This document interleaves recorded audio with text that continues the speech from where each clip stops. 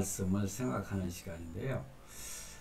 오늘 아침에 일찍 일어나서 또 묵상하고 그러면서 이제 컴퓨터를 켜고서는 이것저것 검색하고 있었는데 집사람이 나오더니 창문을 딱 여는데 어머나 눈 오네 그러더라고요. 그래서 제가 창밖을 함께 쳐다봤더니 한방눈이 내리고 있더라고요. 첫눈이라 사람들은 참 반갑죠. 그렇지만은 한편으로는 또 눈이 많이 쌓여서 어려움을 겪는 그런 사람도 있지 않겠습니까? 오늘 아침의 풍경을 잠깐 여러분들에게 말씀을 드렸는데, 또 오늘 말씀이 요한계시록 그 말씀인데 어찌 보면은 아주 심각한 말씀이 아닐 수가 없습니다. 그래서 제가 첫눈 얘기를 하면서 부드럽게 시작을 합니다. 여러분들 마음을 편안히 가지시고요. 세상은 어찌 돌아가더라도 하나님의 섭리대로, 하나님의 뜻대로 세상은 돌아간다. 그렇게 믿으시면은 마음이 편해지실 겁니다. 정부에서는 코로나로 인해서 거리두기 3단계까지 올려야 되지 않는가.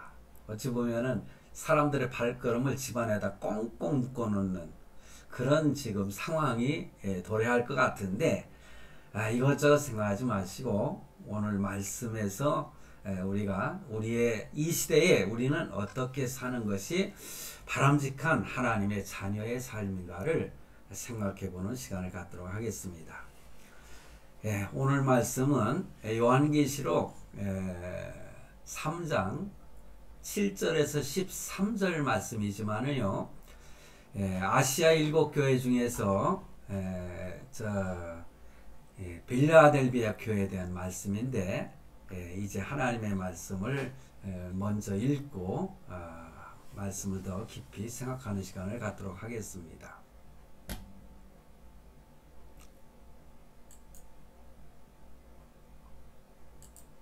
자, 요한계시록 3장 11절 13절 말씀을 함께 보겠습니다. 내가 속히 오리니 내가 가진 것을 굳게 잡아 아무도 내 면류관을 빼앗지 못하게 하라. 여기 오늘 말씀의 핵심이 사실 들어있습니다. 11절과 12절인데 내가 속히 오리니 이 말씀을 생각하고 속히 오리라 약속하신 예수라는 제목으로 오늘 말씀을 생각하도록 하겠습니다. 그러면서 오늘 1절 말씀에서 내가 가진 것을 굳게 잡아, 가진 것을 굳게 잡으라는 거예요. 아무도 내 면류관을 빼앗지 못하게 하라. 하나님께서는요 우리에게 면류관을 주셨는데 그 면류관을 빼앗기지 말라, 그런 말씀을 하고 있습니다. 자, 다음 말씀은 12절인데요. 이기는 자는 내 하나님 성전의 기둥이 되게 하리니 그가 결코 다시 나가지 아니하리라. 내가 하나님의 이름과 하나님의 성 곧 하늘에서 내 하나님께로부터 내려오는 새 예루살렘의 이름과 나의 새 이름을 그 위에 기록하리라. 이렇게 말씀하고 있습니다. 이기는 자는 내 하나님 성전의 기둥이 되게 하리니, 성전의 기둥이 되게 하신다. 그런 말씀을 하시고, 또 내가 하나님의 이름과 하나님의 성 곧 하늘에서 내 하나님께로부터 내려오는 새 예루살렘의 이름, 새 예루살렘 이름, 그리고 나의 새 이름. 나의 새 이름이라고 하는 것은 바로 예수 그리스도의 새 이름을 말씀하고 있는 건데, 그 이름을 그 위에 기록하리라. 하지만 성전 기둥이 되었을 때에 기둥에다 그렇게 기록하신다, 그런 말씀을 하고 있는 것입니다.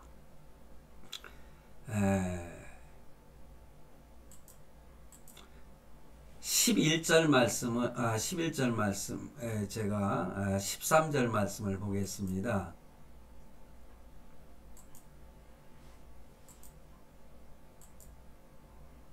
이 말씀은 계속 교회들마다 하시는 말씀 중에 하나죠. 귀 있는 자는 성령이 교회들에게 하시는 말씀을 들을지어다. 아멘. 그렇습니다. 귀 있는 자는 성령이 교회들에게 하시는 말씀을 들을지어다. 그렇게 말씀하고 있습니다. 자, 그러면은요, 하나님 말씀을 생각하는 시간을 갖겠는데, 오늘 주제는요, 두 가지를 생각해 보겠습니다. 첫 번째는 속히 오리니, 속히 오리니. 그리고 두 번째 주제는요, 이기는 자는 속히 오신다. 그리고 이기는 자에게는 어떤 말씀을 하고 있는가. 이 두 가지를 주제로 해서 생각해 보는 시간을 갖겠는데요. 첫 번째로 속히 오리니에 대하여 말씀을 드리도록 하겠습니다. 주님께서 속히 오신다는 말씀입니다. 재림의 말씀이죠. 이 재림의 말씀은 우리에게 참 희망의 말씀이 될 수도 있고요, 위로의 말씀이 될 수가 있습니다. 저는 항상 마음속에 그런 마음을 갖습니다. 주님이 참 빨리 오셨으면 좋겠다. 어떤 사람들은 세상에 미련이 많은 사람들이야 이 세상에서 천년 만년 살고 싶겠지요. 참 권력을 가지고 부귀와 영화를 누리는 그런 사람들은 예수님께서 속히 오신다면은 별로 반갑지 않은 분들도 있겠습니다만은, 그러나 우리 믿는 성도들에게 가장 소망적이고 바람이 있다면은 예수님께서 속히 오셔서 우리의 원수를 갚아주시고 영원한 천국에 가서 주님과 함께, 하나님과 함께 영원무궁토록 사는 것이 우리의 소망이 아니겠습니까? 참 예수님께서 이렇게 재림에 대한 말씀을 거듭거듭 말씀하고 있습니다. 참 성경의 주제라고도 할 수가 있겠죠. 속히 빠르게 오신다고 이렇게 말씀하고 있습니다. 그래서 계시록의 중심되는 주제는 바로 주님이 오신다, 주님이 재림하신다, 그런 말씀인 것입니다. 요한계시록 1장 1절에서도요, 반드시 속히 될 일이라고 이렇게 말씀하고 있어요. 예수 그리스도의 계시라, 이는 하나님이 그에게 주사 반드시 속히 일어날 일들을 그 종들에게 보이시려고 그의 천사를 그 종 요한에게 보내어 알게 하신 것이니라. 이렇게 속히 일어날 일들, 속히 오신다는 말씀이죠. 그리고 3절 말씀에 보면은 때가 가까우니라, 그렇게 말씀하고 있어요. 이 예언의 말씀을 읽는 자와 듣는 자와 그 가운데에 기록한 것을 지키는 자는 복이 있나니 때가 가까움이라. 이 때가 가깝다고 하는 것은 무엇입니까? 바로 예수 그리스도께서 가까이 오시고 재림하신다는 그 말씀. 그러니까 가까이 지금 오고 계시다는 말씀을 요한계시록 1장 3절에서 말씀하고 있는 겁니다. 뿐만 아니라 7절 말씀에는 예수님께서 구름을 타고 오신다. 이것도 예수님이 오신다는 그 말씀을 이렇게 하고 계시는 거 아니겠습니까? 7절에 볼지어다 그가 구름을 타고 오시리라. 각 사람의 눈이 그를 보겠고 그를 찌른 자들도 볼 것이요. 찌른 자는 누굴까요? 예수님이 십자가에 달리셨을 때에 로마 군병들이 예수님이 빨리 세상 말로 죽지 않으니까 창으로 다 찔렀지 않습니까? 그런 사람들이 다 예수님이 오시는 것을 보신다는 거예요. 그래서 땅에 있는 모든 족속이 그로 말미암아 애곡하리니. 제가 처음 1장에 있는 말씀을 드릴 때도 그 말씀을 드렸어요. 땅에 있는 모든 족속이 그로 말미암아 애곡하리니 그러하리라. 아멘. 볼지어다 그가 구름을 타고 오시리라.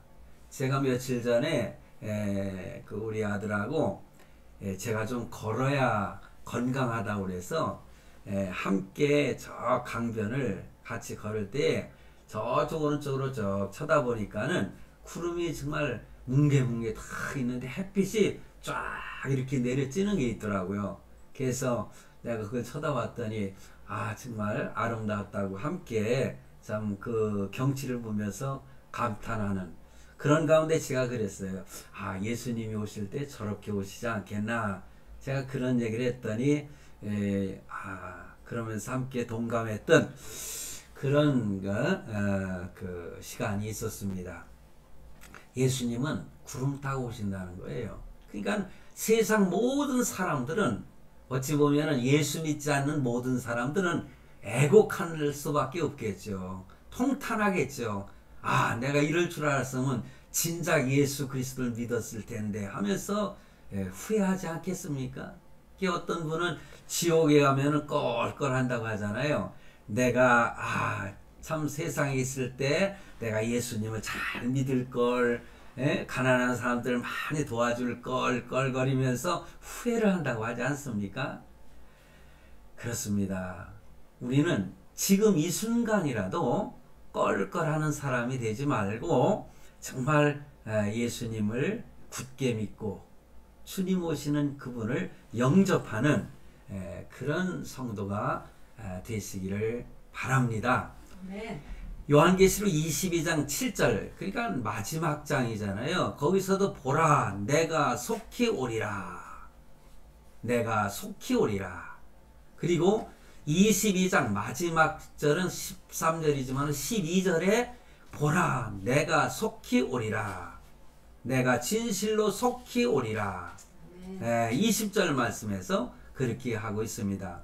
이것들을 증언하시니가 이르시되 내가 진실로 속히 오리라 하시거늘 아멘 주 예수여 오시옵소서. 이렇게 마지막으로 고백하는 요한의 고백을 기록하고 있습니다.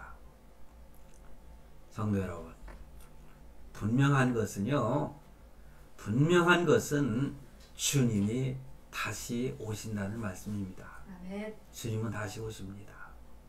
그렇다면은 오늘 말씀에서 내가 가진 것을 굳게 잡아 아무도 내 면류관을 빼앗지 못하게 하라.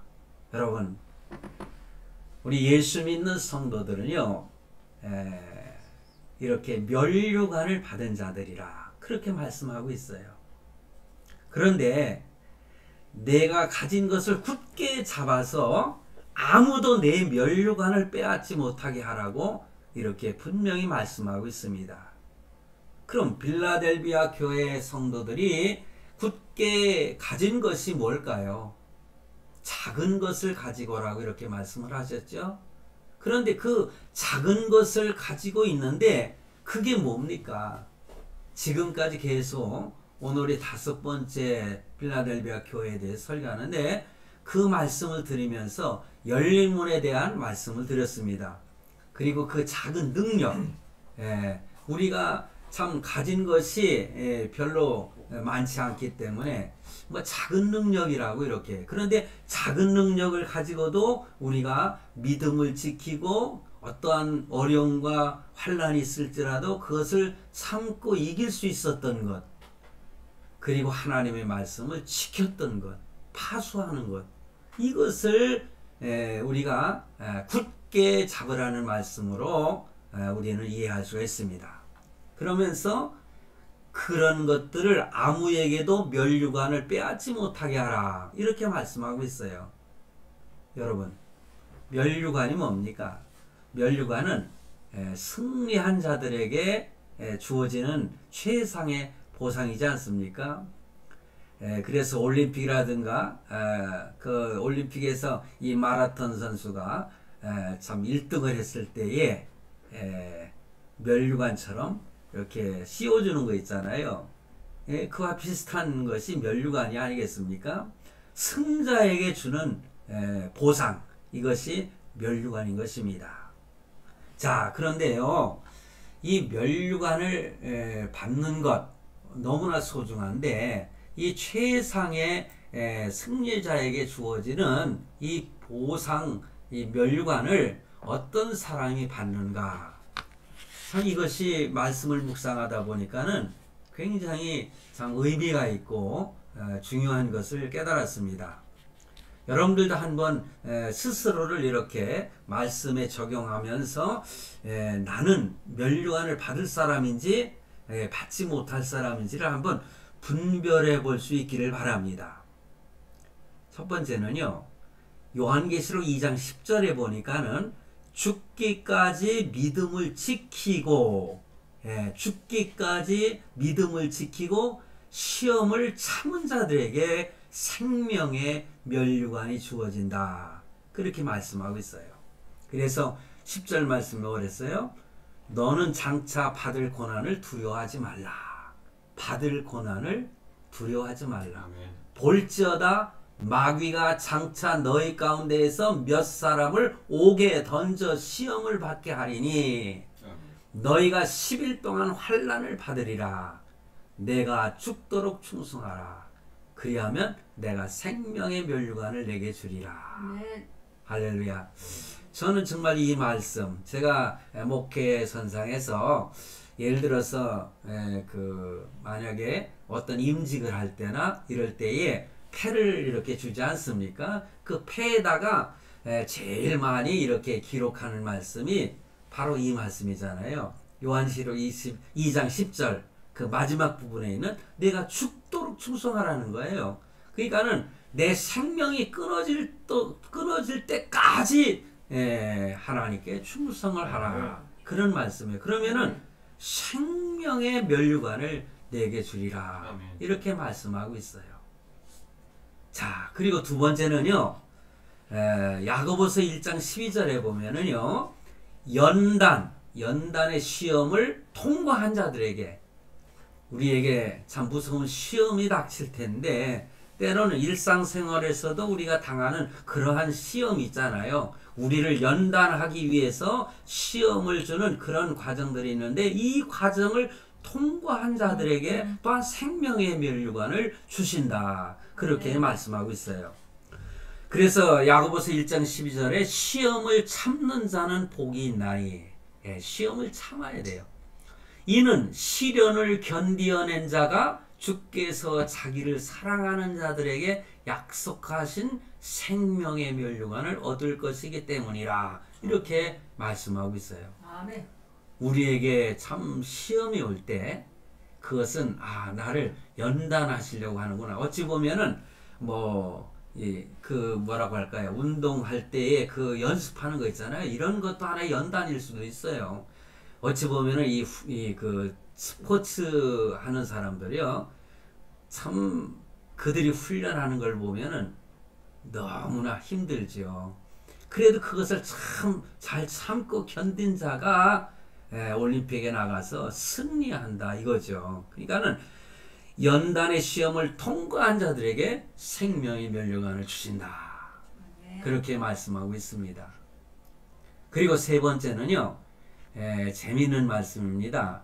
디모데후서 4장 8절에 보면은 주의 강림을 사모하는 자들에게 의의 면류관이 주어진다. 그렇게 말씀하고 있어요. 그러니까 오늘 제가 예수님이 강림하신다는, 예수님이 다시 오신다는 재림에 대한 말씀을 드리고 있는데, 이 예수님의 재림을 사모하는 자들에게 또 의의 면류관을 주신다는 거예요. 뭐 생명의 면류관, 의의 면류관, 여러 가지 면류관이 많은 것 같아요. 성경에 보면은. 그래서 디모데후서 4장 8절에 이제 후로는 나를 위하여 의의 면류관이 예비되었으므로 주 곧 의로우신 재판장이 그날에 내게 주실 것이며 내게만 아니라 주의 나타나심을 사모하는 모든 자에게 주신다. 이 디모데가 기록을 하면서 참 자기를 위해서 예비된 의의 면류관이 있는데 또 주님의 나타나심을 사모하는 모든 자에게도 이 의의 면류관을 주신다. 그렇게 말씀하고 있는 것입니다. 우리 모두가 참 주님을 사모하는 분들 아닙니까? 그러니까는 저나 여러분이나 의해 멸류관을 받을 수 있는 자격이 충분히 있다. 저는 그렇게 믿습니다. 그리고 네 번째는요, 주의 양무리를 위하여 충성한 자에게 어떤 멸류관이냐? 영광의 멸류관이 주어진다는 거예요. 주의 양무리를 위하여 충성한 자에게, 뭐 목회자들을 가르쳐서 뭐 이렇게 말씀하신 것 같은 생각도 들지만, 목회자만 양무리를 이렇게 뭐 섬기고 합니까? 아니죠. 교회의 직분자들, 뭐 또 직분을 맡지 않는 자들도 다른 하나님의 자녀들, 양물이라고 하지 않습니까? 때로는 교사들, 어린아이들을 참 가르치고 하는 양무리를 위해서 이렇게 충성하는 성도들에게 영광의 멸류관이 주어진다. 그렇게 말씀하고 있어요. 그게 베드로전서 5장 2절로 4절 말씀을 보면 그게 기록되어 있어요. 너희 중에 있는 하나님의 양무리를 치되 억지로 하지 말고, 목회를 하는데 억지로 하면 안 되죠. 또 어린 아이들을 가르치는, 중고등부 학생들을 가르치는, 청년들을 가르치는 사역자들은 억지로 하지 말라는 말씀이에요. 양무리를 치되 억지로 하지 말고 하나님의 뜻을 따라 자원함으로 하며 스스로 원해서 해야 된다는 거예요. 더러운 이득을 위하여 하지 말고 기꺼이 하며. 어찌 보면은 오늘날 목회자들 싹군 목자리란 말을 하지 않습니까? 경제적인 것만을 위해서, 자기의 이득을 위해서, 먹고 살기 위해서 목회하는 그런 자들을 가르쳐서 말씀하고 있는 것이 아닌가, 저는 그렇게 생각을 해요. 먹고 살기 위해서 참 목회하는 것은 참 어떻게 보면은 치졸하고 작아 보이지 않습니까? 그러니까 기꺼이 하라, 그런 말씀하고 있어요. 맡은 자들에게 주장하는 자세를 하지 말고, 또 여기 보니까 주장하는 자처럼 하지 말라는 거예요. 양무리의 본이 되라. 참 이 말씀들 하나하나가 우리 뼛속 깊이 들어와야 될 말씀이 아니겠습니까? 그리하면 목자장이 나타났을 때에, 여러분, 목자장이 누구십니까? 바로 예수 그리스도를 가르쳐서 말씀하고 있는 겁니다. 그러므로 목자장이 나타나실 때에 시들지 아니하는 영광의 관을 얻으리라. 할렐루야. 영광의 멸류관을 얻으리라 말씀하고 있어요. 이런 멸류관을 받으시는 사역자들이 다 되시길 바랍니다. 그리고 다섯 번째 보면은요, 주님을 위하여 눈물과 통곡으로 자기 생애를 마친다 자들에게 기쁨의 멸류관이 주어진다. 참 성경에 보면은 참 하나님의 그 사역을 맡아서 일할 때에 하나님께 눈물로 기도하고, 또 목회하는 그런 그 여정 속에서 많은 주의 자녀들을 위해서 통곡하며 기도하는 그러한 목회자들이 많지 않습니까? 그리고 많은 교회 직분자들이 있지 않습니까?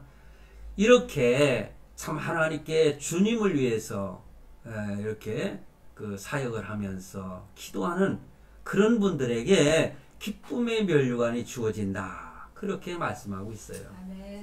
그래서 빌립보 4장 1절에 그러므로 나의 사랑하고 사모하는 형제들, 그들 가리켜서 나의 기쁨이요 멸류관인 사랑하는 자들아. 참 사도 바울이요 성도들을 가르쳐서 자기의 기쁨의 멸류관이라고 표현을 해요. 어찌 보면은 저도 목회하는 사람으로서 이 말씀을 묵상할 때 그 성도들이 나의 기쁨의 멸류관이 되기 때문에 얼마나 소중한 사람들입니까? 소중한 성도들이지 않습니까? 참 지금도 저는 그런 마음을 품습니다. 지금 저의 그 말씀, 그러니까 저의 말씀이 아니라 하나님의 말씀인데 내가 대변을 하고 있지 않습니까? 이 말씀을 들으시는 여러분들 한 분 한 분이 저에게는 기쁨이요 면류관이 아니겠는가. 저는 그렇게 생각할 때 너무나 감사하고 기쁨을 감출 수가 없습니다. 아멘. 여러분들도 교회를 섬길 때에 여러분들이 섬기는 그 모든 그 하나님의 자녀들이 여러분들의 기쁨의 면류관이라고 생각하면은 정말 소중한 마음으로 사랑하는 마음으로 이렇게 품어주고 섬기지 않겠습니까? 아멘. 참 이렇게 여러 가지 다양한 면류관이 있습니다. 이 면류관들 중에서 한 가지 면류관 받지 못하는 성도가 있겠습니까? 어쩌면 이 모든 면류관을 한꺼번에 다 받으시는 복 받는 성도가 다 되시기를 바랍니다. 아멘. 자, 그런데 이런 면류관을 빼앗고자 하는 자들이 있다는 거예요. 그러므로 이 면류관을 우리가 이 땅에 살면서 빼앗기지 말라는 거예요. 어찌 보면은 도적질 당하지 말라는 것입니다. 자, 이 말씀을 가만히 묵상하면은요, 어떻게든지 우리를 시험하고 넘어뜨려서 이 하나님께로부터 받은 이 소중한 면류관을 빼앗고자 하는 이 사단의 악한 영들이 지금도 우리를 향해서 도전하고 있다는 것을 결코 잊어서는 안 됩니다. 아멘. 여러분, 이 말씀의 깊은 의미는요, 신앙의 지조를 지키라는 겁니다. 아멘. 예수 믿는 하나님의 자녀의 정체성을 잃어버려서는 안 된다는 거예요. 자그만 것 때문에 참 하나님을 배신하는 어리석은 자 되지 말라는 거예요. 신앙의 지조를 지키라는 거죠. 우리가 세상에 살다 보면은 참 어려운 일 많이 당합니다. 그런데 이 신앙의 지조를 버리고 엉뚱한 그것에 참 고개를 숙이는, 저는요 참 안타까운 것은요, 뭐 우리나라 국회의원들이 얼마나 많습니까? 근데 국회의원들 중에요 예수 믿는 국회의원들이 많아요. 더불어민주당에도 있고 뭐 국민의힘당에도 있고 국민의당에도 있고 뭐 열린 뭐 무슨 당인가, 그런데도 다 예수 믿는 국회의원들이 있어요. 그런데 이 사람들의 지금 하는 거 보면은요 신앙의 지조가 없는 것 같아요. 눈에 보이는 그 권력, 그리고 어디에 고개를 숙이지 않으면은 그 권력을 다음번에는 예를 들어서 국회의원 추천받지 못하면은 그 국회의원 될 수가 없잖아요. 그러니까 그거 하나를 지키기 위해서 맹종하고 따르고 신앙을 지키지 못하는 지조 없는 그러한 사람들이 있는데, 저는요 참 이런 분들 너무나 안타까워요. 먹는 것 때문에 참 하나님을 참 배신하는, 순간순간 배신하는 그러한 사람들, 진정한 믿음을 가진 사람들인가, 저는 그렇게 참 생각을 하면서 안타까운 마음을 금할 길이 없습니다. 사탄이가 어떻게든지 넘어뜨리려고 하여도 넘어지지 않는 그런 성도들이 되시길 바랍니다. 아멘. 그리고 이렇게 면류관을 빼앗지 못하게 하라는 말씀, 빼앗기지 못하게 하라는 말씀은 싸우라는 겁니다. 싸우라는 거예요. 우리는 전투적인 교회에 소속돼 있지 않습니까? 아멘. 이 지상교회는요 전투적인 교회입니다. 우리는 싸워야 되는 거예요. 아멘. 참 피 터지는 싸움을 해야 됩니다. 우리는 주님이 오실 때까지 인내하며 싸워야 되는 것이죠. 아멘. 사탄과의 전쟁은 끝나지 않습니다. 주님이 오셔서 이 사탄을 멸하실 때만이 우리는 싸움에서 끝낼 수가 있는 것입니다. 그러므로 주님 오시는 그날까지는 끝까지 참고 인내하면서 싸워 승리하는 저와 여러분이 되길 바랍니다. 아멘. 사랑하는 성도 여러분, 이미 구원받아 하나님의 자녀된 우리 생명의 면류관을 이미 받았을지라도 끊임없이 도전해오는 이 사탄과의 전투에서 피투성이가 되도록 싸워야 되는데 우리는 죄와 싸워야 되는 거예요. 우리는 참 죄와 싸우는데 참 어떻게 표현할까요? 피투성이가 되도록 싸우는 겁니다. 그 구원의 서정 가운데에 우리는 성화의 구원이라는 말이 있습니다. 성화되는 것은 내가 죄인이지만은 거룩하여져 가는 그런 과정의 구원을 표현하는 것이거든요. 그런데 내가 하나님 앞에 거룩하게 살기 위해서는 정말 피투성이가 되도록 죄와 싸워야 되는 것입니다. 그것이 성화의 구원이에요. 완전한 구원이 이루어지는 과정은 내가 죽어서 영화의 구원을 이루는 것이 그게 그 완전한 구원이거든요. 구원관에 대해서는 언제 기회를 봐서 한번 설교를 하도록 하겠습니다. 우리가 이렇게 날마다 성화되기 위해서 하나님께서 말씀하셨잖아요. 내가 거룩하니 너희도 거룩하라. 우리는 이런 죄들과 싸워서 거룩함, 순결함을 유지해야 되는 것입니다. 세상과 싸워야 되는 것입니다. 악한 영들과 우리는 싸워야 되는 것입니다. 그러므로 우리가 가장 큰 싸움이라고 할 수 있는 것은 악한 영들입니다. 이 악한 영들을 우리가 결코 잊어서는 안 돼요. 에베소 6장 12절에 보면은 마귀의 간계를 능히 대적하기 위하여 아멘. 하나님의 전신갑주를 입으라. 아멘. 이렇게 말씀하고 있어요. 우리는 전신갑주를 입어야 돼요. 아멘. 우리의 씨름은 혈과 육을 상대하는 것이 아니요 통치자들과 권세자들과 이 어둠의 세상 주관자들과 하늘에 있는 악한 영들을 상대함이라. 할렐루야. 아멘. 우리는 싸워야 되는데 왜 전신갑주를 입어야 되느냐? 우리는요 통치자들과 싸워야 되고요 권세자들과 싸워야 된다는 거예요. 오늘날 이 시대에 우리 대한민국의 현 시대를 보십시오. 참 이거를 다 설명하기는 시간이 없습니다. 지금 미국의 대선 문제가 아직도 결정되지 않았는데 이것이 어떻게 결정이 되어질지는 좀 더 두고 봐야 알겠어요. 그런데요, 그 싸우는 트럼프나 이 우파들의 싸움은 그들이 무슨 바이든과 트럼프의 싸움이 아니라 자유민주주의와 누구와의 싸움입니까? 사회주의, 공산주의들과 싸움이라는 거예요. 오늘 대한민국도 이런 싸움이 벌어지고 있는 것입니다.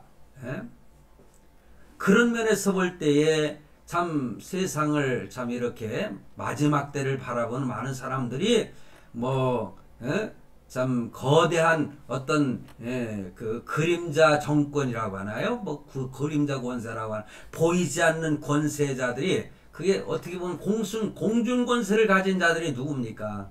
악한 영들이잖아요. 하나님께서는 이미 사단에게 공중 권세를 허용하셨어요. 그러므로 모든 이 공중 권세는 바로 악한 영을 가진 사단이가 주관을 하거든요. 그러므로 세상은 악할 수밖에 없는 것입니다. 이 세상은 선한 것이 있을 수가 없어요. 선한 것은 예수 그리스도밖에 없다는 것을 우리는 결코 잊어서는 안 됩니다. 할렐루야. 아멘. 그러므로 이 악한 영들과 싸워야 되는 거예요. 그러므로 하나님의 전신갑주를 취하라. 이는 악한 날에 너희가 능히 대적하고 모든 일을 행한 후에 서기 위함이라. 아멘. 바로 서기 위함이라. 그렇습니다. 이 에베소 6장 12절 이후에 보면은 하나님의 전신갑주가 무엇인지 잘 나와 있죠. 말씀의 칼, 구원의 투구, 이런 그 전신갑주가 있어요. 여러분들 꼭 읽어보시기 바랍니다. 우리는 바로 예수 그리스도의 군사입니다. 영적인 전쟁을 해야 되는 예수 그리스도의 군사. 아멘. 예. 제가 군대 생활한 얘기를 갖다가 하면은 우리 요셉이가 정말 재미있게 들어요. 자기도 군대 생활을 하면서 뭐 겪었지만은요. 제가 군대 생활을 했던 저는 3년 6개월 동안 군대 생활을 했거든요. 요즘에는 뭐 1년밖에 하지 않지 않습니까? 그런데 저 같은 시대에는 3년 6개월을 군대 생활을 합니다. 여러분, 젊은 우리 청년들, 군대 가지 않은 청년들은 어찌 보면은 땡 잡은 거예요. 우리 시대에 태어나지 않고 이 시대에 태어난 거. 예?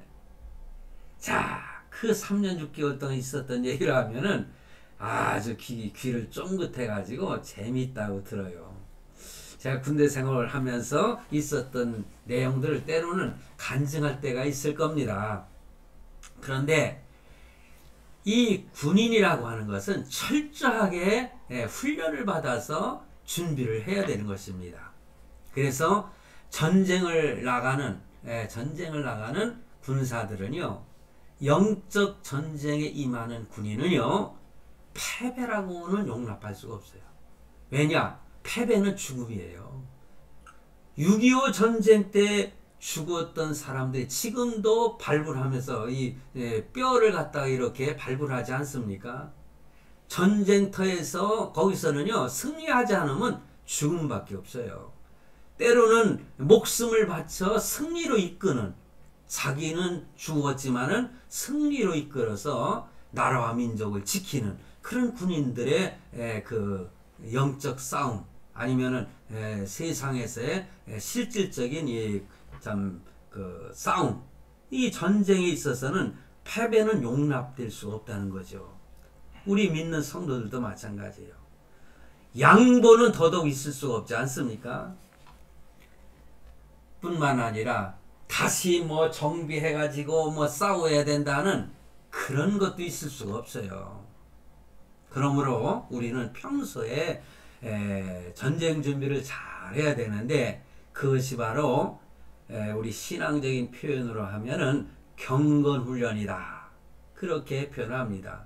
그래서 말씀 훈련, 기도 훈련, 뭐 찬양, 뭐 여러가지 뭐 수련회 같은 거, 그 하지 않습니까? 뭐 요즘에는 부흥회라고도 하지만은 요즘에 타락한 부흥회들이 너무나 많아가지고 저는 목회를 하면서 부흥회를 결코 많이 하지 않았습니다. 그렇다고 아주 안 한 건 아니죠. 왜냐? 부흥회를 통해서 열심히 말씀을 설교할 때에 은혜 받고 아멘. 참 변화되는 그런 성도들이 많잖아요. 예, 필요할 때가 있어요. 그런데 우리 한국교회의 초창기에는 사경회라고 했습니다. 사경회. 이 사경회는 뭡니까? 하나님의 말씀을 가르친다는 거예요. 그래서 새벽기도 훈련도 시키고, 그래서 다니엘 기도 운동이라든가 그거 많이 했거든요. 성도들 갖다가 21일씩 다니엘 기도를 5차씩 해요. 그러면 100일이 넘게 기도를 합니다. 성도들이 참 힘들어하고 하지만은요, 어떤 성도들은 정말 기쁨으로 참여하는 성도들 저는 많이 봤습니다. 경건 훈련을 잘하면은 이렇게 전쟁에서, 영적인 전쟁에서 승리하는 성도들이 될 줄로 믿습니다. 여러분, 우리는요, 이 말씀을 꼭 기억해 주시기를 바랍니다. 악한 자의 궁전보다 진리를 위해서 초막집을 택하는 성도가 되시기를 바랍니다. 아멘. 뿐만 아니라 불의한 자의 재산보다는 진리를 위해서 일용할 양식을 만족해하는 그런 성도가 되시길 바랍니다. 아멘. 뿐만 아니라 불의한 자가 누리는 영광보다는 주의 이름을 위해서 핍박받는 성도가 되시기를 바랍니다. 아멘. 제가 오늘 이 결론의 말씀은 아닙니다만, 이게 바로 예수님께서 강림하신다는 말씀으로 첫 번째 주제를 말씀을 드렸고요. 제가 두 번째 주제를 말씀을 드립니다. 이기는 자입니다. 이 말씀은 제가 길게 말씀드리지 않겠습니다. 그래서 12절에 보면은 이기는 자는 내 하나님 성전에 기둥이 되게 하리니 그가 결코 다시 나가지 아니하리라. 내가 하나님의 이름과 하나님의 성 곧 하늘에서 내 하나님께로부터 내려오는 새 예루살렘의 이름과 나의 새 이름을 그 위에 기록하리라. 이렇게 말씀하고 있습니다. 하나님의 성전에 기둥이 되게 하신다. 그래서 열왕기상 7장 21절에 보면은 솔로몬 성전의 두 기둥에 대해서 말씀하고 있는데 우편에는 야긴이라고 하는 그리고 좌편에는 보아스라고 하는 그런 기둥이 있는데 야긴은요 저가 세우리라는 뜻이 있고요. 보아스라는 것은 저에게 능력이 있다. 이제 그런 말씀이에요. 그래서 이 기둥이 되게 하신다. 이 말씀은 우리가 하나님의 성전의 기둥이 되는 것은 하나님의 교회에 기둥같이 쓰임받는 성도라. 저는 이렇게 표현을 하고 싶어요. 그러니까는 이 기둥은 굉장히 중요하지 않습니까? 성전을 바치고 있는 정말 아주 중요한 지주라고 할 수가 있죠. 바로 그 기둥은 성전을 떠날 수가 없어요. 딱 버티고 서 있어야 되니까. 성전이 무너지면 되지 않지 않습니까? 그런데 이 빌라델비아 교회를 성전 기둥이 되게 하리라 이렇게 말씀하고 있는데 이것은 바로 아주 중요한 임무를 의미하는 것입니다. 그러므로 교회는요 바로 성도들이 모인 곳이 교회 아닙니까?